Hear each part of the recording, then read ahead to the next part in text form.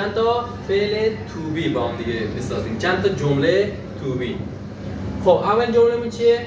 من به فارسی میگم، شما به انگلیسی ترجمه میکنید. باشه؟ من خیلی باهوش هستم. بگید I am so smart. احسن. او خیلی باهوش است. She is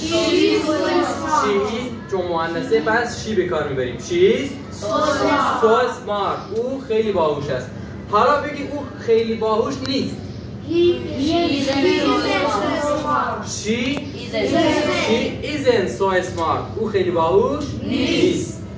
حالا من بگید بیا سوالیش کنیم. آیا او خیلی باهوش است؟ احسن. Is she so smart? چی؟ با لحن سوالی. Is she so smart?